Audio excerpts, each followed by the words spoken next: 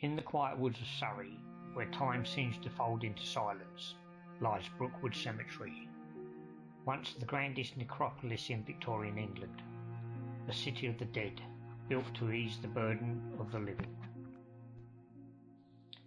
Founded in 1852, Brookwood was born from necessity. London's graveyards were overflowing, disease was rampant, so the solution was radical: a cemetery so vast it would never fill, and a railway to carry the departed from the heart of the city to their final rest. The London Necropolis Railway, an eerie innovation.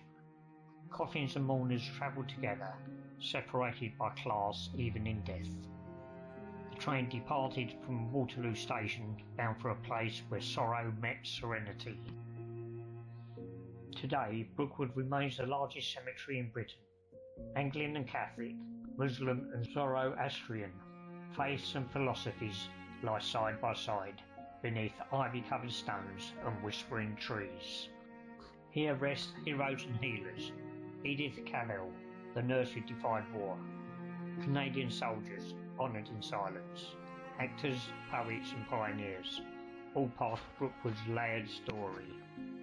But Brookwood is more than history. It's a place of memory, of longing, of spectral echoes. Locals speak of shadows that linger, voices that drift through the fog.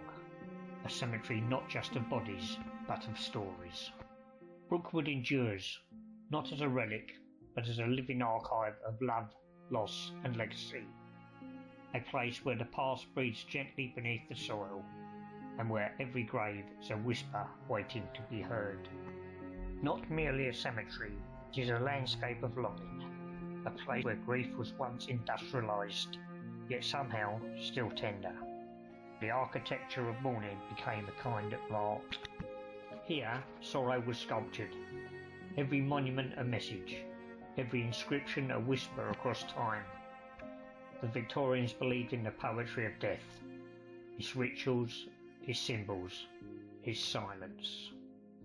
Even the ruins speak.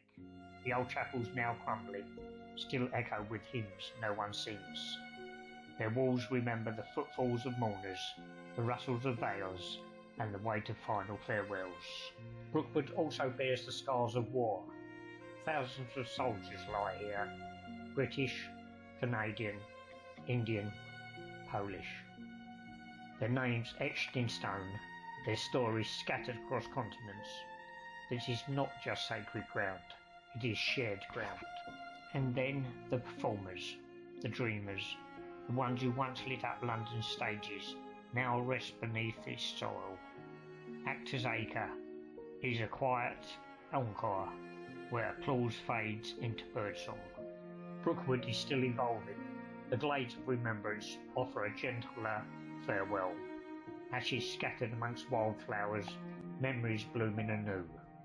Even in death there is design, even in silence, intention.